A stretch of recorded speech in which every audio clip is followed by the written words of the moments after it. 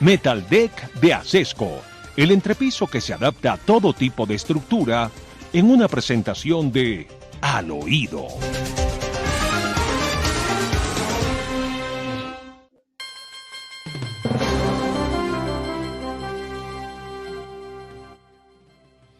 Bueno, Demar, al fin con el ELN, ¿en qué estamos? ¿En conversaciones de paz? ¿O estamos en que el ELN insulta al presidente y el ELN comete toda clase de atropellos y de barbaridades contra el pueblo colombiano, dedicado de lleno al negocio del narcotráfico? ¿Cómo son las cosas, Demar?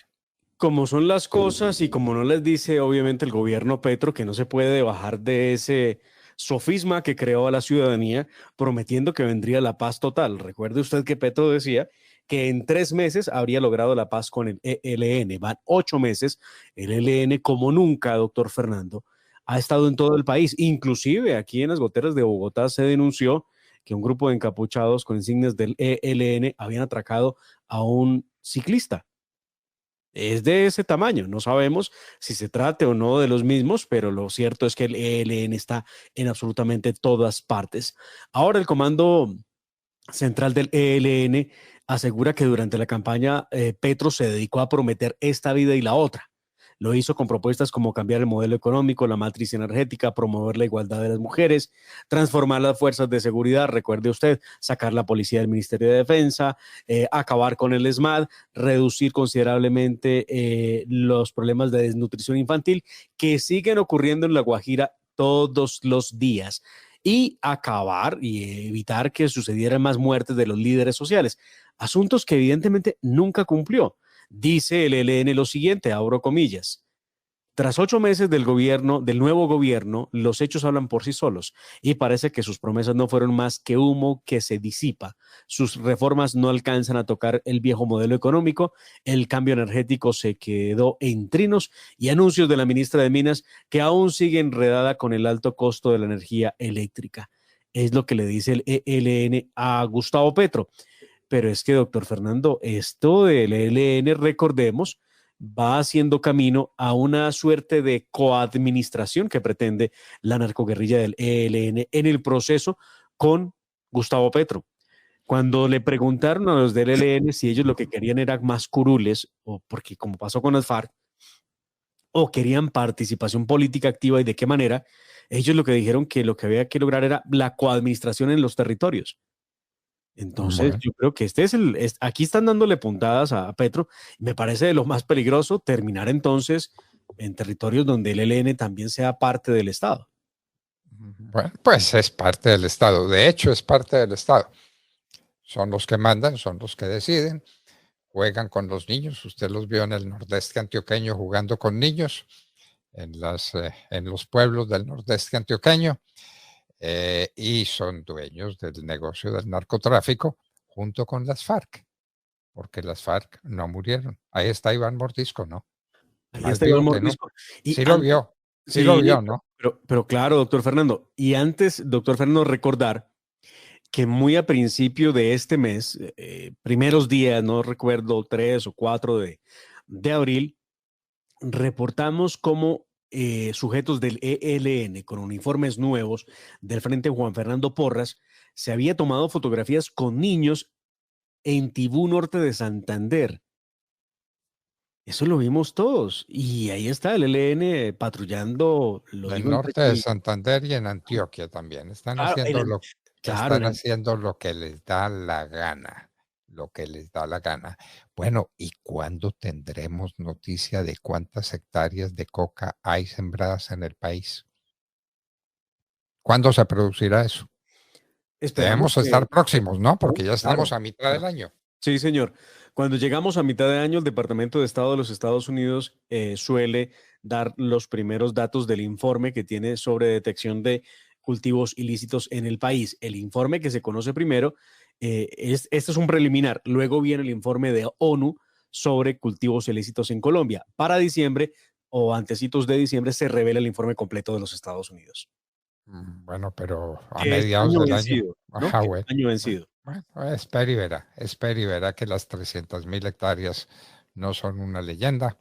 300.000 hectáreas de coca, entrando dólares a discreción para seguir alimentando el negocio de la cocaína, y entonces el dólar baja. Y se preguntan por qué baja el precio del dólar. Qué maravilla de economía, ¿no es cierto? Baja el precio del dólar, claro, porque hay muchos. Lo único que abunda en Colombia son los dólares procedentes del negocio de la cocaína. Eso es lo que está pasando. Bueno, el presidente Pastrana le escribió al presidente Biden para que tenga cuidado sobre el personaje que va a recibir pasado mañana jueves, ¿no?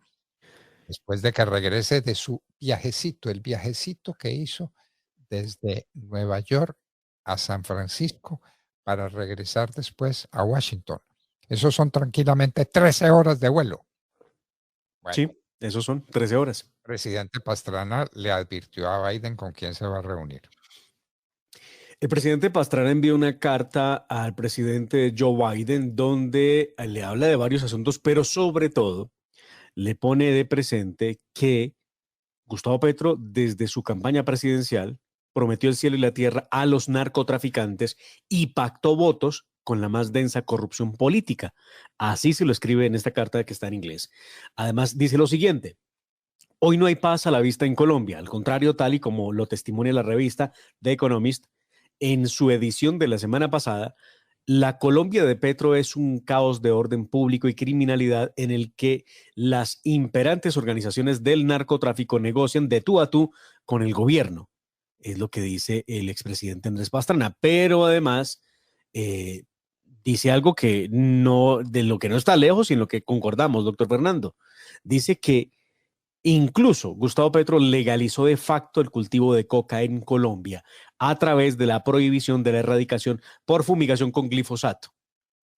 Claro, claro, claro. Y no se está haciendo erradicación ninguna, ni con glifosato ni sin glifosato. No hay erradicación, o usted tiene noticias de que la haya. No la hay. De hecho, No lo la hay. dice Andrés Pastrana, doctor Fernando, en esa carta. Bueno, ¿por qué digo que no la hay? Porque nosotros le solicitamos a través de derecho de petición para que nos informara a la hora de la verdad qué había ocurrido con la erradicación. Y lo que se nos dijo fue en enero y febrero no hubo erradicación en la medida en que estaban en trámites administrativos para incorporar personal para que estuviera frente a las tareas de erradicación. Recordemos, hablan de los erradicadores manuales. Andrés Pastrana, doctor Fernando, el presidente, dice lo siguiente respecto del tema de la coca. Este año el gobierno Petro no ha erradicado una sola de las 300.000 hectáreas de producción, unos 750.000 acres, mientras la productividad de los cultivos y la producción industrial de cocaína registran aumentos inéditos y se destruye ambientalmente el pulmón del mundo. Esto dice pues Andrés Pastrana, que con toda claridad nos habla de 300.000 hectáreas. Bueno, y entonces el pulmón del mundo ha vuelto pedazos porque están tumbando la selva para sembrar más coca. Es así de fácil. Y entonces el presidente Petro hace defensa del medio ambiente y hay que proteger la Amazonia. Mire, mientras haya coca en Colombia no habrá orden, ni en Colombia habrá respeto por los bosques, ni respeto por los derechos humanos, ni respeto por nadie. La coca es el combustible que alimenta todas las guerras. Bueno, Demar, volvamos a la política colombiana. ¿Qué hubo de la reforma a la salud? ¿Pasa o no pasa? Reforma a la salud que puede pasar el primer debate. El día de hoy arranca el debate en la Comisión Séptima de la Cámara de Representantes, donde, valga decirlo, nunca se debió tramitar la tan llamada reforma a la salud.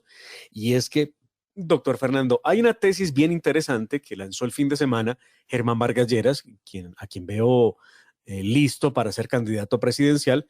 No sé qué quiere impulsar nombres como el de David Luna para que sea candidato presidencial, pero por lo menos él es el que se presenta y hace los análisis. Lo cierto es que pareciera que, según estos cálculos, Gustavo Petro definitivamente propone unas reformas que son imposibles de aprobar, tanto desde la técnica legislativa como desde el mismo ánimo de los congresistas, donde ya va haciendo golpes muy duros, como por ejemplo decirles, o ustedes votan conmigo o simplemente yo les quito los cargos, que esto, pues en otros momentos de la historia colombiana sería un gran escándalo. Hoy es lo más normal, que ofrezcan cargos a cambio de votos.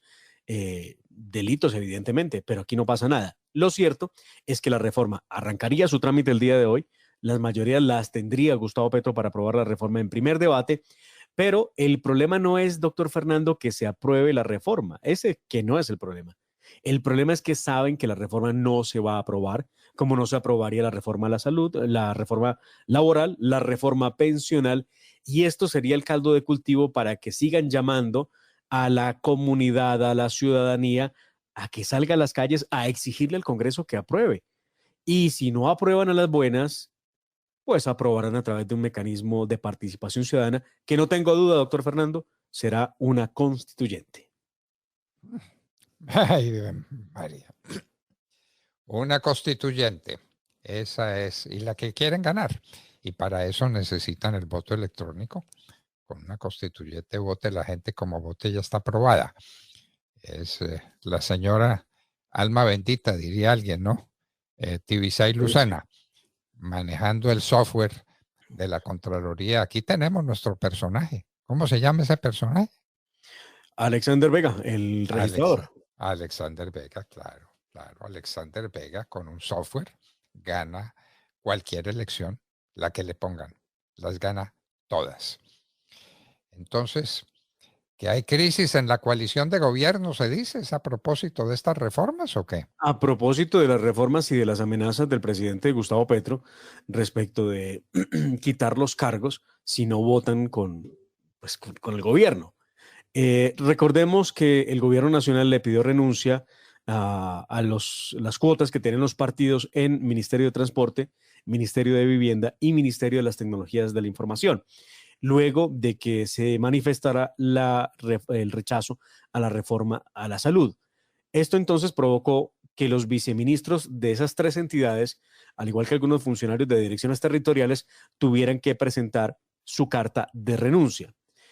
La decisión, por supuesto, no cayó bien en las bancadas conservadora, liberal y de la U, que son los que se oponen ahora mismo, o por lo menos dicen no van a aprobar eso. Ellos han dicho que esto es un verdadero chantaje de parte del gobierno para que voten favorablemente. Ya algunos senadores están diciendo que esto no se puede permitir porque es una grosería frente a ellos como parlamentarios estar votando a cambio de puestos.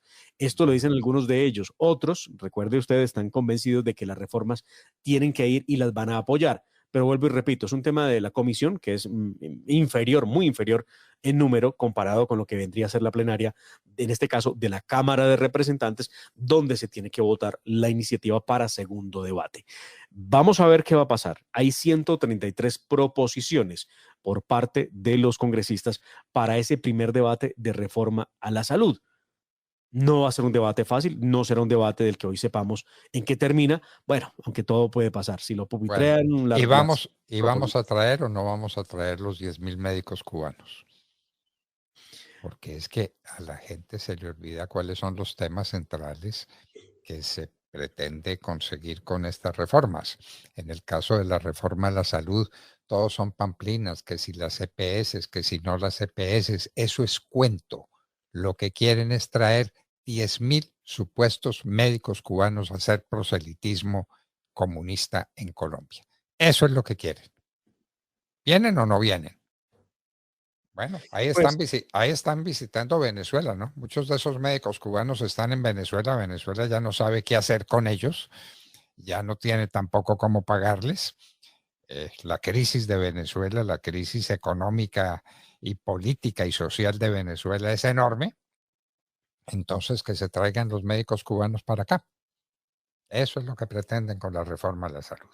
Recuerde que parte de la reforma que además no negoció la ministra es donde uno dice, ellos quieren llevar a una situación insostenible al sistema.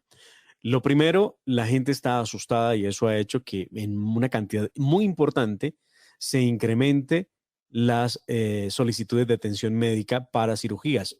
Evidentemente, eso pone dificultades al sistema porque la gente tiene miedo de perder un sistema que les ha funcionado. Eso es lo primero. Lo segundo, el tema de los medicamentos que no están llegando. Muchos se están escaseando en Colombia y entonces aquí hay un tire afloje. La ministra dice que la culpa viene de la CPS, luego se dice que es del INVIMA y se lo pasan tirándose la pelota, pero nadie sale a dar cuenta de qué es lo que realmente está pasando con el ingreso de estos medicamentos. Lo cierto es que hay escasez de medicamentos. Eso es lo cierto. Sí, y para enfermedades complejas y huérfanas, no para cualquier tipo de enfermedad. Y a todas estas, por Dios, en esta situación del país, la señora Francia Márquez, la vicepresidente y ministra de la Igualdad, ¿no es cierto? Finalmente ella es ministra. Ministra de la Igualdad, sí, señor. Muy claro. bien. Se va a pasear al África en avión oficial. ¿Al África a hacer qué? ¿Qué va a hacer Francia Márquez en África? La vicepresidente tiene listo su viaje para el tercer trimestre del año. Eso significa que por allá después de agosto sabremos exactamente cuándo viaja la señora Francia Márquez. Lo hará al África para poder ver nuevas o estrechar, ellos lo llaman a eso, estrechar relaciones de Colombia con Sudáfrica, con Kenia y con Etiopía. Hágame el favor. Seguramente unos cuantos consulados, alguna que otra embajada. Tendremos después de esa importantísima visita con una comitiva de 60 personas que la acompañarán muy seguramente en un vuelo que hará en el avión Júpiter de la Fuerza Aérea, que es el avión más grande que tiene la Fuerza Aérea Colombiana. Bueno, pero eso es para el tercer trimestre. Sí, señor. Estamos apenas empezando el segundo. Así es, sí, sí, sí. Usted entenderá, es un viaje de alto nivel, de mayor importancia, hay que recoger a los invitados, hay que hacer muchas cosas, entonces Bueno. hay que planearlo bien y vaya que sí lo están haciendo. Bueno, y la favorabilidad de Petro sigue bajando, ¿no? Oh, caramba, qué buena cosa la que hemos visto en las encuestas. Y lo digo buena porque refleja el sentimiento del país. Esto es Opinómetro, la más reciente encuesta de Opinómetro nos muestra que Petro hoy tiene un 36% de aprobación y un 55% de desaprobación. Cuando arrancó su gobierno, la desaprobación era del 38%, ya van el 55%. Muy bien. De manera que ya lo sabe el señor Petro, ya lo sabe. En este momento estará en San Francisco esperando para dictar su conferencia histórica sobre el medio ambiente. Le hablará de los daños al medio ambiente que le hace la coca a Colombia, al mundo, las voladuras de los oleoductos, pero además de eso, la destrucción de los bosques para sembrar coca, lo que significa la coca en el daño al medio ambiente, eso, desde luego, no lo tocará Petro en la Universidad de Stanford. No lo tocará, no lo dirá doctor Fernando. Lo cierto es que evidentemente no le explicará a esos estudiantes de Stanford lo que significa el uso del carbonato potásico, el queroseno, el ácido sulfúrico, el carbonato sódico, el permanganato de potasio, el amoníaco, la gasolina, el cemento, el carbonato de sodio. Bueno, que hace parte de todo ese cóctel que utilizan para crear la cocaína. Cóctel, doctor Fernando, que una vez se hace el proceso, termina vertiéndose a las fuentes de agua, por supuesto. Y allí va caño, nosotros le llamamos a eso caño, en la ciudad le llaman caño a las aguas negras, nosotros le llamamos caño a las aguas que son limpias y van por, o que ustedes conocerían como riachuelos en las ciudades grandes, van por el riachuelo, abajo, allá donde la gente tiene que cocinar con esa agua y muchos terminan enfermos. El problema no era el glifosato, el problema era los insumos químicos vertidos al agua que matan animales y que contaminan y producen enfermedades en los ciudadanos. Pero claro, de eso nadie habla. Pareciera que no existe. De mar que Petro vuelve otra vez a la ONU. Volvió ayer. Estuvo ante la ONU en un discurso de esos que Roy Barreras ha calificado de histórico. ¿Ante la ONU? ¿Plenaria de la ONU? No. No creo. No. Hubo una reunión especial de Petro en la ONU sobre el tema de indígenas, donde participó Gustavo Petro, por supuesto, y dijo algunas cosas, no sé cómo cuestionarlas. Esto fue un foro, doctor Fernando, no fue un plenario, fue un foro claro, sobre asuntos indígenas de la ONU. Habló de la necesidad del reconocimiento y de la deuda ancestral. Yo no sé cuántos años más vamos a pagar la deuda ancestral. Desde 1492 nos tienen con la deuda ancestral y en la fecha seguimos pagándola. Ahora, él no solamente habla del reconocimiento de la comunidad indígena, sino también del cambio climático, por supuesto. Y en ese discurso que da sobre el cambio climático, pues ha dicho que por qué no bajar la deuda de los países como Colombia a cambio de trabajo por selvas y hidrógeno verde y otra cantidad de cosas que él plantea. Esto me hace recordar a la Argentina probablemente, a Bolivia también. También escuché alguna cosa en el Ecuador de si ellos producían energías limpias, entonces había que cambiar deuda externa por energías limpias. Bueno, Demar, para despedirnos, le quiero hacer una pregunta. Usted vio la fotografía muy conmovedora del nuevo presidente de Ecopetrol con una señora muy distinguida, con la del turbante. Sí, señor, con la señora Córdoba. No sabía, no. ¿No vio esa fotografía? No. Bueno, mire, Demar, que yo le cojo ventajita a usted a veces. Pero siempre, y no falta. Bueno, no, búsquela busque Vea, esa pues, fotografía, busque esa fotografía. esas Piedad amistades.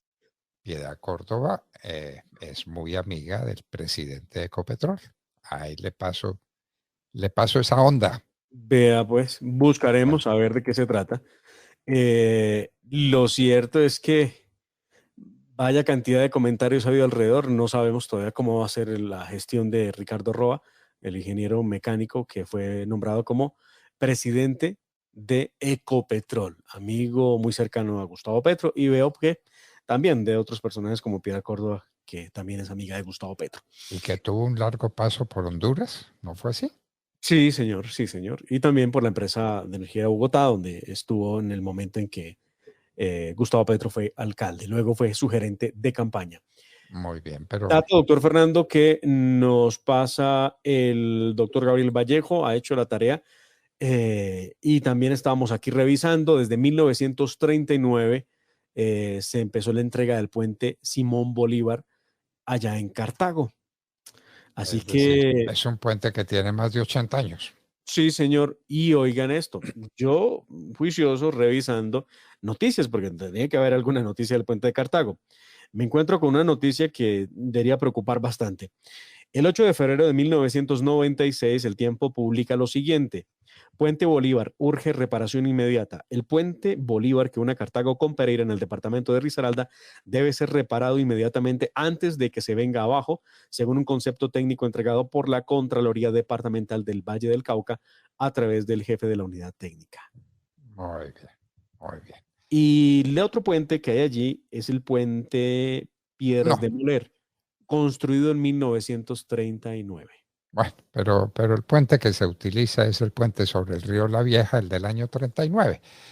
Estamos pues a 61 y 23 a 84 años. Eso tiene el puente. Y fue construido para los vehículos de entonces y para la carga de entonces y para lo que se suponía que vendría. Cuando les repito, el grande avance en materia de comunicaciones fue el del F8, el Ford de 8 toneladas.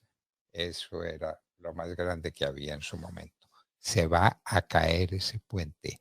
Ojo, se va a caer ese puente y Colombia va a quedar partida en dos. Bueno, mi querido Demar, bueno, mis queridos amigos, nos despedimos.